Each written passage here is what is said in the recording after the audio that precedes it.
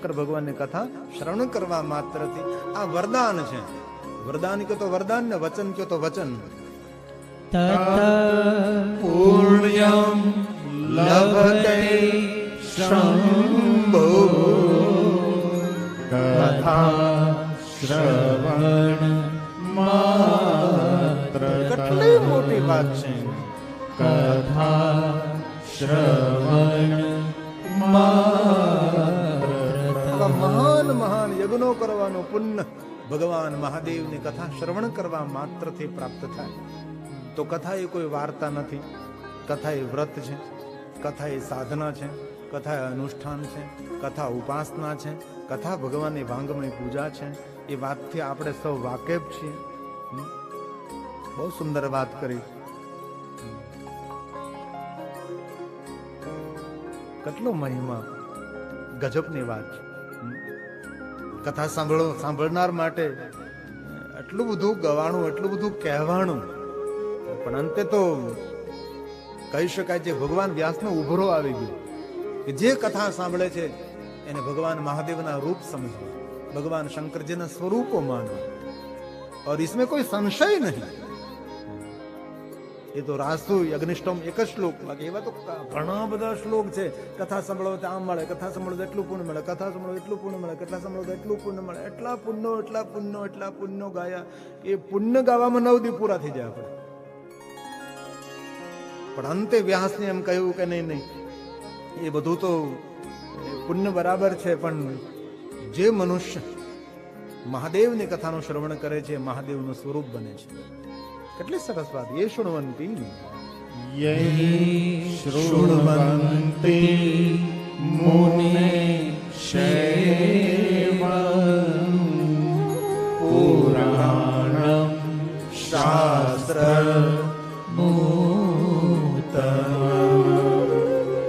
તે મનુષ્યાન મંતવ્ય. મહાપુરુષોનું મંતવ્ય છે. કેવું મંતવ્ય? रुद्रा एव न संशय. इसमें कोई संशय नहीं. रुद्रा एव न संशय. इसमें कोई संशय नहीं. જે કોઈ મનુષ્ય ભગવાન મહાદેવની કથાનું શ્રવણ કરે છે એ સાક્ષાત રુદ્ર તુલ્ય છે. કેટલી મોટી વાત કરી નાખી છે. કથા સાંભળનાર નો કેટલો મહિમા ગયો છે. અને દરેક વક્તા માટે કહેવાનું કે કથા સાંભળનારને કોઈ દી નાના ન સમજવા. એ આપણને પગે લાગે ને એની મોટી મોટાઈ છે. બાકી કોઈ બેઠા ન બોલાવે આપણને. વક્તા એવું ન સમજવું કે અમે શ્રેષ્ઠ છીએ ને અમે મોટા છે ને મહાન છીએ. મહાન તો શ્રોતાઓ છે. આ ક્યાં કહ્યું કે જે વક્તવ્ય આપે એ રુદ્ર તુલ્ય છે? એવું કહ્યું? જે કથાનું શ્રવણ કરે છે એ રુદ્ર તુલ્ય છે. અને પુણ્ય કથા સાંભળનારનું ગવાનું છે. જરૂર એ હમણાં ધર્મ સંહિતામાં થોડું અધ્યયન કર્યું હતું. તેમાં હતું કે વક્તાનો કેટલો મહિમા છે, જે કથા ગાય છે એમનો કેટલો મહિમા છે. એમાં જરૂર કહ્યું, પણ વક્તા કરતા શ્રોતાઓની શ્રેષ્ઠતા અને શ્રોતાઓની જે મહાનતા છે એ અધિક ગાવામાં આવે છે. તો મનુષ્ય જાતિએ પોતાના જીવનને સાર્થક કરવા માટે, પોતાના જીવનને સફળ કરવા માટે શું કરવું જોઈએ? તો એના માટેનો જવાબ છે નિરંતર જેટલો સમય મળે તેટલો સમય ભગવાનની કથાનું શ્રવણ કરવું, જેને શ્રવણ ભક્તિ કહેવાય છે. અને દરેક ભક્તિનું ઉદ્ગમ સ્થાન એ શ્રવણ છે. સાંભળતો નથી એને કાંઈ નથી. સાંભળતો નથી તે બોલી શકતો નથી. સાંભળે છે તે જ બધું પામી શકે છે. તેથી સાંભળવું, શ્રવણ ભક્તિ શ્રેષ્ઠ માનવામાં આવે છે. તો વારંવાર કહ્યું, સાંભળો સાંભળો સાંભળો. સદા સેવ્યા સદા સેવ્યા. વિશેષ કરીને સાંભળો. સદા સેવ્યા વિશેષ પ્રકારે સાંભળો, અલગથી સાંભળો. એત શિવ પુરાણસ્ય કથા પરમ પાવની.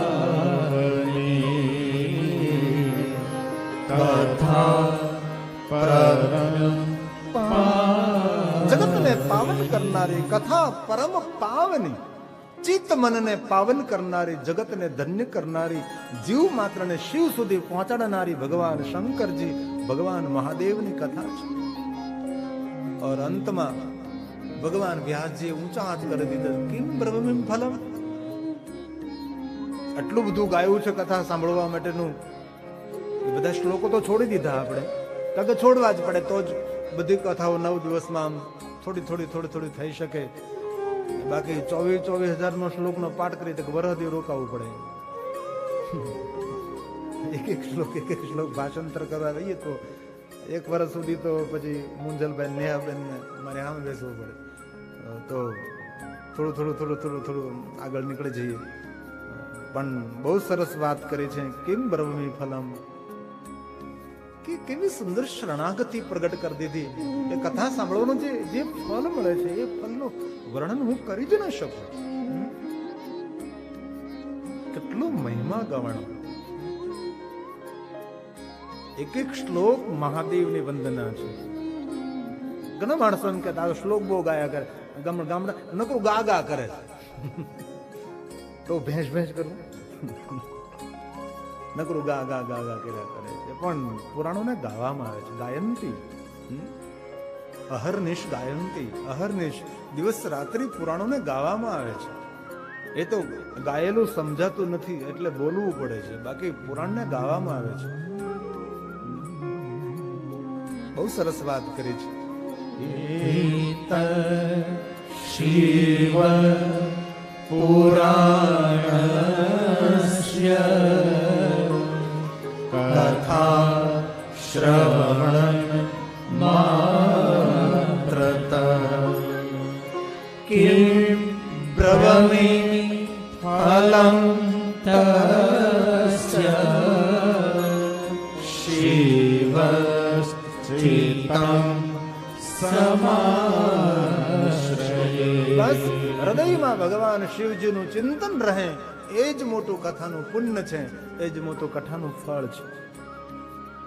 હવે બહુ સરસ વાત, જે ભૂમિ પર ભગવાન મહાદેવની કથા ગાવામાં આવે, તીર્થભૂતમિ તદગેહમ, એ ભૂમિ પર કોઈ તીર્થોનું, દેવતાઓનું આહ્વાન કરવું નથી પડતું. ભગવાનની પૂજા કરીએ તો દેવતાઓનું આહ્વાન કરવું પડે, દેવતાઓ પધારો, મૂર્તિમાં બિરાજો, અમારે તમારી પૂજા કરવી છે. પૂજા પૂર્ણ થાય એટલે પાછું કહેવામાં આવે, જાઓ તમે તમારા સ્થાને, તમે તમારા ઘરે આવવું પડો, તમારી પૂજા પૂરી થઈ ગઈ છે, જ્યારે બોલાવી ત્યારે પાછા આવજો. આવું બધું કર્મકાંડની અંદર આવે. પણ શિવ મહાપણમાં એવું કાંઈ નહીં. અને કહ્યું કે કથાનો પ્રારંભ થાય એટલે કથા ભવતે યદગૃહે, યદગૃહે એ શ્લોક સાર્થ થાય, યદગૃહે, ગૃહમાં, ઘરમાં કથા. એ તો મેદાનમાં થવા લાગી, બાકી તો મૂળ કથાની પદ્ધતિ તો આ જ છે. યદગૃહે, ઘરમાં જ કથા થાય, યદગૃહે જ કથા થાય. બાકી તો મહાત્મા જરૂર તીર્થ સ્થલે, સરિતા તટે, સાગર તટે, વન में, શિવાલય દેવાલય में, એવું ઘણું બધું મહાત્મા. પણ અહીંયા તો કયું યદગૃહે, જનાગૃહમાં શંકર ભગવાનની કથા ગાવામાં આવે. તીર્થભૂતમિ તદગેહમ, તીર્થો દોડતા આવે અને તીર્થોનું આગમન થાય. વસતામ પાપનાશનમ, ભલે કાચ દરવાજા બંધ હોય પણ તીર્થો અંદર આવી જાય. આવી સરસ મજાની વાત કરી. શિવ પુરાણસ્ય કથા ભવતી યદગૃહે તીર્થ ભૂતમ હિ તદ્ગેહમ વસતા પાપ નાશનમ, વસતા પાપ નાશનમ. જ્યારે તીર્થોનું આગમન થાય ત્યારે જે કાંઈ પાપ હોય બહાર અંદરના, નાશનમ, આપોઆપ બિના આમંત્રણ, કોઈ આહ્વાન નહીં.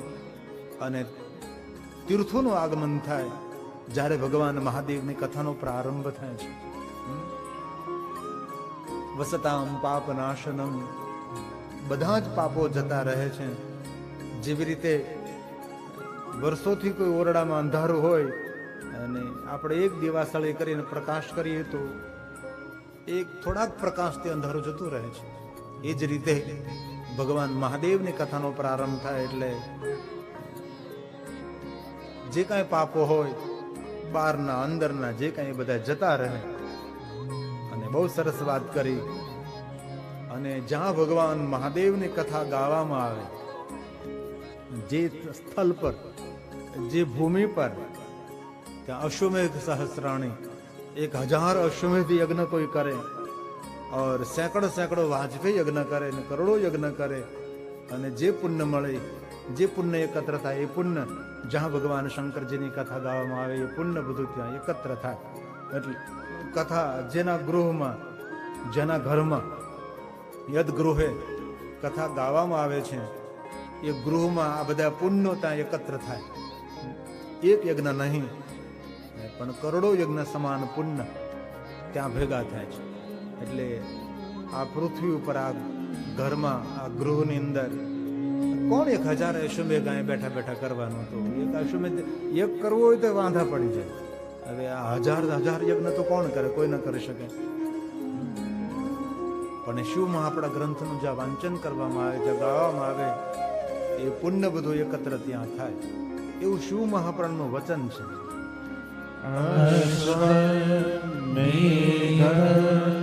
સહસ્ત્રા 1000 અશ્વમેધ યજ્ઞ અહીંયા, ઓર વાજપેયી શતા સેંકડો વાજપેયી યજ્ઞ. કલામ શિવ પુરાણસ્ય નારહંતે ખલુ શોષી. બહુ સરસ વાત કરી, બહુ સરસ વાત કરી. એમ કહ્યું કે જે શિવ મહાપ્રાણ કથા સાંભળવા જે પુણ્ય એકત્ર થાય, એ પુણ્ય હજારો આવા મહાન યજ્ઞો કરવાથી પણ એ પુણ્ય ન મળી શકે. 1000 અશ્વમેધ યજ્ઞ કરો તો કેટલું પુણ્ય મળે? શિવ મહાપ્રાણ બરાબર 1/16 ભાગનું પુણ્ય મળે. 1000 અશ્વમેધ યજ્ઞ કરીએ, હજારો વાજપેયી યજ્ઞ કરીએ, રાસુ યજ્ઞ કરીએ, અને તેની તુલનામાં એ શિવ મહાપ્રાણ સાંભળવાનું જે પુણ્ય મળે એ ફક્ત 16મા ભાગનું પુણ્ય યજ્ઞ આપી શકે છે. સંપૂર્ણ પુણ્ય તો એ કથા જ આપી શકે છે. અને આપણે સૌ જાણીએ છીએ, આપણે કથા પ્રેમી માણસો છીએ. હજી સુધી કોઈ પ્રધાન, કોઈ મૂર્ધન્ય વક્તાઓ પાસે નથી સાંભળ્યો કે આ યજ્ઞ કરવાથી કથા સાંભળવાનું પુણ્ય મળે, કે યાત્રા કરવાથી કથા સાંભળવાનું પુણ્ય મળે. પણ એવા દરેક વક્તાઓ પાસેથી આપણે નાનકડા હતા ત્યાંથી સાંભળતા આવીએ છીએ કે કથા સાંભળવાથી તીર્થયાત્રા કરવાનું પુણ્ય મળે, કથા સાંભળવાથી દેવતાઓની પૂજા કરવાનું પુણ્ય મળે, કથા સાંભળવાથી યજ્ઞો કરવાનું પુણ્ય મળે. એ અનેક વક્તાઓની પુરાણોની સાબિતી છે.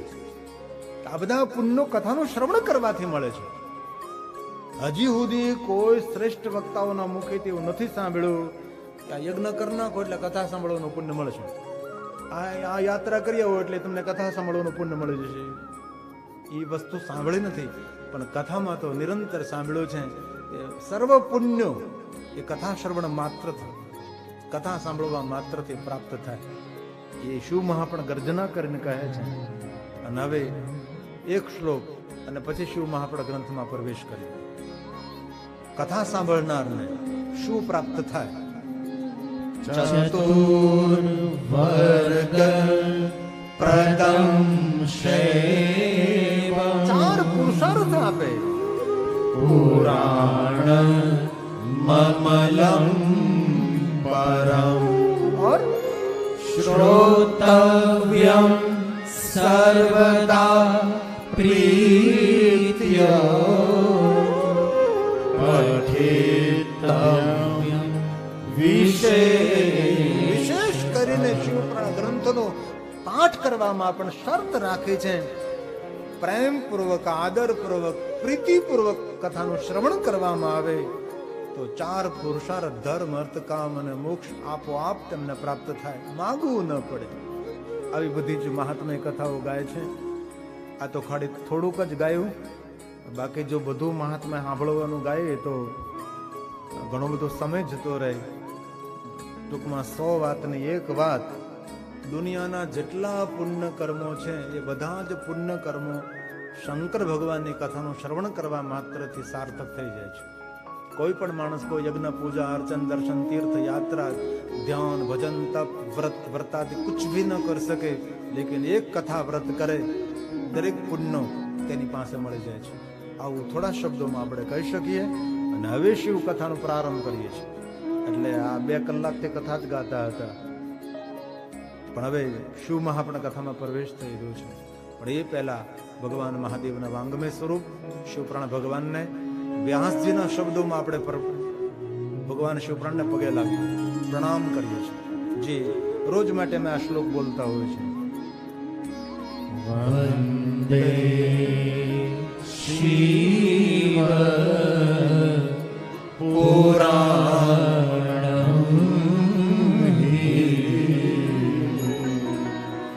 સર્વતા પ્રસન્ન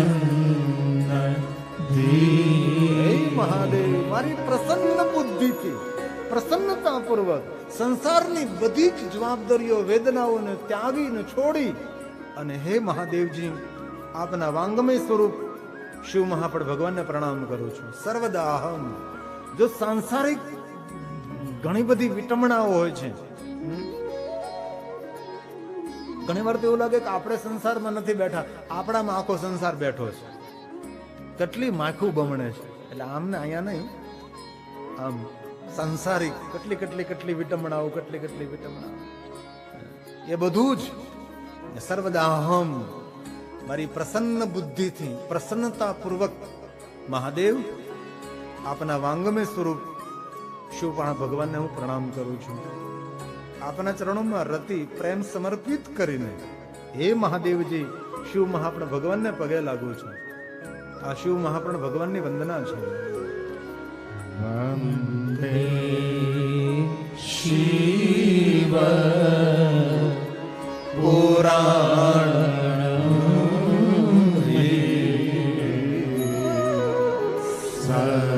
સર્વદા પ્રસન્ન શિવ પ્રસન્નતા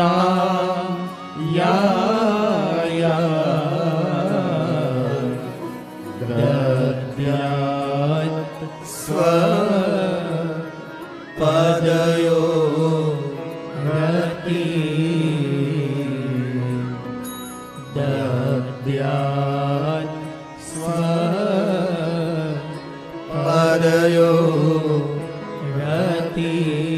મારી પ્રસન્ન બુદ્ધિથી, પ્રસન્નતા પૂર્વક, પ્રસન્ન ચિત્તથી એ મહાદેવજી આપના વાંગમય સ્વરૂપ શિવ મહાપણ ભગવાનને હું પ્રણામ કરું છું. સુંદર ભાવ પ્રગટ કર્યો છે.